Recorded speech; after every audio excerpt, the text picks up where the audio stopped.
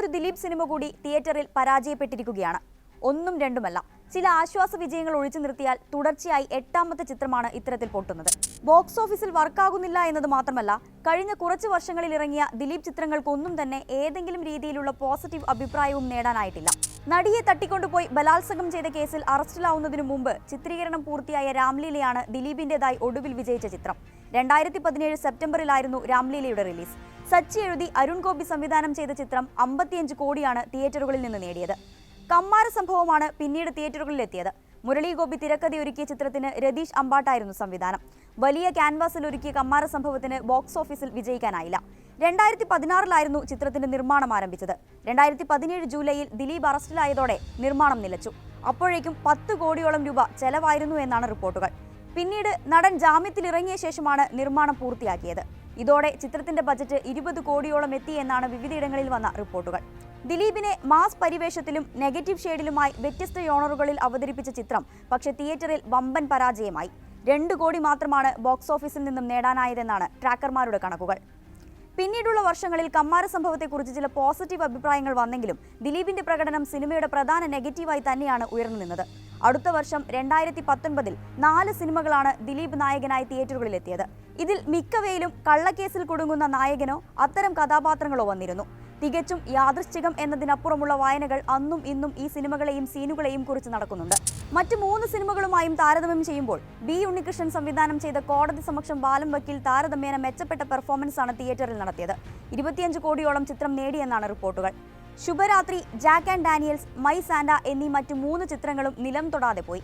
കുടുംബചിത്രം, action comedy, comedy entertainer എന്നീ ജോണറുകളിലെത്തിയ ചിത്രങ്ങളെക്കുറിച്ച് അന്ന് വന്ന റിവ്യൂകളിലെല്ലാം ആവർത്തിച്ചത് ഒരു കാര്യമായിരുന്നു: ഒന്നും പുതിയതായി ഓഫർ ചെയ്യാത്ത ചിത്രങ്ങൾ. മലയാള സിനിമ പുതിയ കഥാപരിസരങ്ങളും കഥപറച്ചിൽ രീതികളുമായി ലോകമെമ്പാടുമുള്ള പ്രേക്ഷകരെ അത്ഭുതപ്പെടുത്താൻ തുടങ്ങിയ വർഷങ്ങളിലാണ് ദിലീപ് പഴഞ്ചൻ സ്റ്റൈലുമായി കളം പിടിക്കാൻ ശ്രമിച്ചത്. കോവിഡ് കൊണ്ടുപോയ 2020 കഴിഞ്ഞാണ് പിന്നീട് ദിലീപ് ചിത്രം എത്തുന്നത്. 2021 നാദൃശ്യയുടെ സംവിധാനത്തിൽ ദിലീപ് നിർമ്മാണ പങ്കാളിയായ കേശു ഈ വീടിന്റെ നാഥനായിരുന്നു അത്. വയസ്സനായി എത്തിയ എന്നതൊഴിച്ചാൽ സ്ലാപ്സ്റ്റിക് കോമഡിയുടെ സ്ഥിരം ദിലീപ് രൂപമായിരുന്നു ചിത്രം. ഹോട്ട്സ്റ്റാറിൽ റിലീസ് ചെയ്ത ചിത്രത്തിന് നേരെ വിമർശനങ്ങളുടെ കുത്തൊഴുക്കായിരുന്നു. ഓരോ സീനുകളെയും ഇഴകീറി പരിശോധിക്കുന്ന OTT-കാരുടെ കയ്യിൽ കൂടിയായിരുന്നു ഈ ചിത്രം കിട്ടിയത്. വെയിറ്റർ AC വേണോ എന്ന് ചോദിച്ചപ്പോൾ ഇലയുടെ ഈ സൈഡിലേക്ക് ഇട്ടോളൂ എന്ന് പറയുന്ന കോമഡി കൂടിയുള്ള സിനിമയെ സോഷ്യൽ മീഡിയ എടുത്തിട്ട് കുടഞ്ഞു എന്ന് പറയാം. പിന്നീട് ആ വർഷമോ അടുത്ത വർഷമോ ദിലീപ് നായകനായ ചിത്രങ്ങളൊന്നും വന്നില്ല. അഭിനയിച്ചില്ലെങ്കിലും ദിലീപ് നിർമ്മിച്ച തട്ടാശ്ശേരി കൂട്ടം 2022 തിയേറ്ററിലെത്തിയിരുന്നു. പഴഞ്ചൻ നെറേറ്റീവ് തന്നെയായിരുന്നു അർജുൻ അശോകൻ നായകനായി അനൂപ് പത്മനാഭൻ സംവിധാനം ചെയ്ത ചിത്രത്തിന് വില്ലനായത്. 2023 വോയിസ് ഓഫ് സത്യനാഥനാണ് തിയേറ്ററുകളിൽ ദിലീപിന് ചെറിയ ആശ്വാസം നൽകിയത്. ദിലീപ് കൂടി നിർമ്മാണത്തിൽ പങ്കാളിയായ ഈ റാഫി ചിത്രം 21 കോടിയാണ് തിയേറ്ററുകളിൽ നിന്ന് നേടിയതെന്നാണ് ബോക്സ് ഓഫീസ് ട്രാക്കർമാരുടെ റിപ്പോർട്ട്. 8 കോടിയായിരുന്നു ചിത്രത്തിന്റെ ബജറ്റ് എന്നും റിപ്പോർട്ടുകളിൽ പറയുന്നു. പിന്നാലെ ബാന്ദ്ര, തങ്കമണി എന്നീ വലിയ ചിത്രങ്ങളായിരുന്നു റിലീസ് ചെയ്തത്. താരതമ്യേന വലിയ ക്യാൻവാസിലും ബജറ്റിലും എത്തിയ ഈ 2 ചിത്രങ്ങളും റിലീസിന് മുമ്പുണ്ടാക്കിയ ഹൈപ്പിന്റെ 7 അയലത്തെത്താതെ ബോക്സ് ഓഫീസിൽ ഒടുങ്ങി. മുംബൈയിലെ ഗാങ്സ്റ്റർ പശ്ചാത്തലത്തിൽ തമന്നയടക്കമുള്ള സൂപ്പർ താരങ്ങൾക്കൊപ്പമായിരുന്നു ബാന്ദ്രയിൽ ദിലീപ് എത്തിയത്. രക്ഷകനായ ഗാങ്സ്റ്റർ ആലയായി ദിലീപ് എത്തിയ ചിത്രത്തിന് 30 കോടിയോളമാണ് നിർമ്മാണ ചെലവായതെന്നാണ് റിപ്പോർട്ടുകൾ. വലിയ പ്രമോഷനും നടത്തിയിരുന്നു. അന്യഭാഷാ ആക്ഷൻ ചിത്രങ്ങൾ കേരളത്തിൽ നിന്നും പണം വാരുന്നതെന്ന് കണ്ടുകൂടിയായിരിക്കണം ബാന്ദ്ര എത്തിയത്. എന്നാൽ ട്രെയിലറിന് പിന്നാലെ സിനിമയുടെ ക്വാളിറ്റിയെക്കുറിച്ച് കമന്റുകൾ ഉയർന്നു. ആ സംശയങ്ങൾ ശരിവെക്കുന്ന അനുഭവമാണ് തിയേറ്ററിൽ ചിത്രം നൽകിയത്. 5 കോടി പോലും ബോക്സ് ഓഫീസിൽ നേടാനായില്ലെന്നാണ് റിപ്പോർട്ടുകൾ. അങ്ങനെ 2023 ഏറ്റവും വലിയ പരാജയങ്ങളിലൊന്നായി ബാന്ദ്ര മാറി. 2024 തങ്കമണിക്ക് യഥാർത്ഥ സംഭവകഥ എന്ന സാധ്യത ഉണ്ടായിരുന്നെങ്കിലും ഫലത്തിൽ സമാനമായ അനുഭവമായിരുന്നു. തങ്കമണി സംഭവത്തെ ആസ്പദമാക്കി രതീഷ് രഘുനന്ദൻ ഒരുക്കിയ ചിത്രം വളരെ ഉപരിപ്ലവമായ സമീപനമാണ് നടത്തിയതെന്ന് വിമർശനമുയർന്നു. 80കളിൽ നടന്ന സംഭവത്തെക്കുറിച്ച് പറയാൻ 80കളിലെ സിനിമകളേക്കാൾ പഴകിയ സ്റ്റൈലാണ് അണിയറ പ്രവർത്തകർ ഉപയോഗിച്ചതെന്നും പ്രേക്ഷകർ ചൂണ്ടിക്കാട്ടി. 2.5 കോടിയുടെ സെറ്റാണ് ചിത്രത്തിനായി ഒരുക്കിയതെന്നടക്കമുള്ള വാർത്തകൾ റിലീസിന് മുമ്പ് വന്നിരുന്നു. പക്ഷേ തിരക്കഥയിലും പ്രൊഡക്ഷനിലും മേക്കിങ്ങിലും തുടങ്ങി എല്ലായിടത്തും വലിയ നിലവാര തകർച്ചയാണ് ചിത്രം സമ്മാനിച്ചതെന്ന് നിരൂപകരും കാണികളും ഒരുപോലെ അഭിപ്രായപ്പെടുകയായിരുന്നു. പ്രേമലവും ഭ്രമയുഗവും മഞ്ഞുമലുമെല്ലാം ചേർന്ന് തിയേറ്ററുകളിലേക്ക് ജനങ്ങളെ കൂട്ടത്തോടെ കൊണ്ടുവരുന്നതിന്റെ സാധ്യത പോലും തങ്കമണിക്ക് മുതലാക്കാനായില്ല. ഏറ്റവും ഒടുവിൽ ഇപ്പോൾ വിനീത് കുമാർ സംവിധാനം ചെയ്ത പവി കെയർടേക്കറാണ് ദിലീപിന്റേതായി തിയേറ്ററുകളിലെത്തിയത്. മുൻ ചിത്രങ്ങളുമായി താരതമ്യം ചെയ്യുമ്പോൾ അല്പം മെച്ചപ്പെട്ട മേക്കിംഗ് ആണെന്ന അഭിപ്രായം ഉയർന്നെങ്കിലും സിനിമയ്ക്ക് തിയേറ്ററിൽ സ്വീകാര്യത നേടാനായില്ല.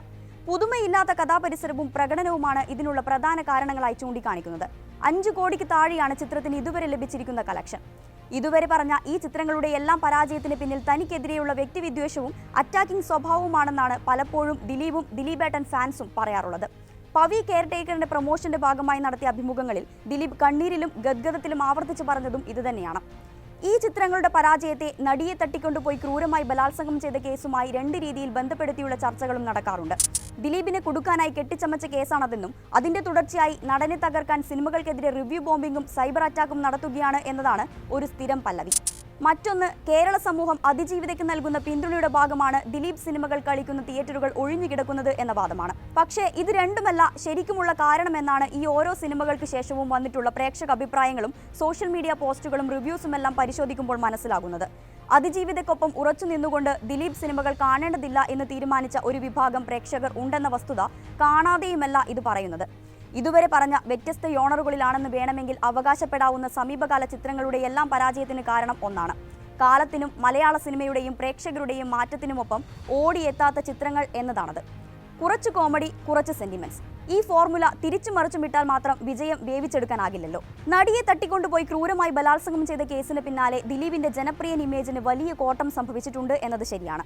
പക്ഷേ സിനിമയിലൂടെയാണ് താരത്തിന് ആ ടാഗ് ലഭിച്ചത് എന്നതുകൊണ്ട് തന്നെ ഇപ്പോൾ ആ ലേബൽ നഷ്ടപ്പെടുന്നതിന് കാരണവും സിനിമകൾ തന്നെയാണ് എന്നതാണ് യാഥാർത്ഥ്യം. കുട്ടികളുടെയും കുടുംബങ്ങളുടെയും പ്രിയപ്പെട്ട നടനായും കോമഡി സിനിമകളിലെ നായകനായും 2000 മുതൽ ഏകദേശം 2012-2013 കാലം വരെ ദിലീപ് നിറഞ്ഞു നിന്നിരുന്നു. മലയാളത്തിലെ മുൻനിര നായകൻ തന്നെയായിരുന്നു നടൻ. അതേ രീതിയിൽ തന്നെ ഇനിയും തുടരാൻ ആ വർഷങ്ങളിൽ പയറ്റിയ അതേ വിദ്യകൾ ഉപയോഗിക്കുന്ന പാഴ്ശ്രമമാണ് ഇന്നത്തെ ഓരോ സിനിമയിലും ദിലീപ് ആവർത്തിക്കുന്നത്. കാലത്തിനൊപ്പം നടക്കാനോ അല്ലെങ്കിൽ കാലത്തെ തന്റെ കലയ്ക്കൊപ്പം നടത്താനോ സാധിക്കുമ്പോഴാണ് കലാരൂപം പോപ്പുലർ ആകുന്നത്. ചില സിനിമകൾ കാലത്തിന് മുമ്പേയും സഞ്ചരിക്കാറുണ്ട്. പക്ഷേ ഇതിലൊന്നിലും പെടാതെ പോകുന്നതാണ് ദിലീപ് സിനിമകൾ ഇന്ന് നേരിടുന്ന ഏറ്റവും വലിയ പ്രതിസന്ധി. ഇവയിൽ പലതിന്റെയും നിർമ്മാതാവും ദിലീപ് തന്നെയാണെന്നത് ആഘാതം വർദ്ധിപ്പിക്കുന്നുണ്ട്. തന്റെ സിനിമകൾ തകരുന്നത് തനിക്ക് മാത്രമല്ല, മലയാള സിനിമയ്ക്കും സർക്കാരിനും പോലും വലിയ നഷ്ടമാണ് വരുത്തിവെക്കുന്നതെന്നാണ് ദിലീപ് ഇപ്പോഴും പറയുന്നത്. തന്നോടുള്ള ശത്രുതയാണ് പരാജയത്തിനുള്ള കാരണമായി അദ്ദേഹം ഇപ്പോഴും കണ്ടെത്തുന്നത്.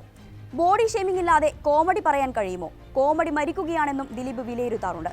കാലവും കഥയും മാറിയതറിയാതെ തുടരുന്നതിന്റെ മറുപടിയാണ് ഈ പരാജയങ്ങളെന്ന് ദിലീപ് ഇനിയും മനസ്സിലാക്കുന്നില്ല എന്ന് ചുരുക്കം.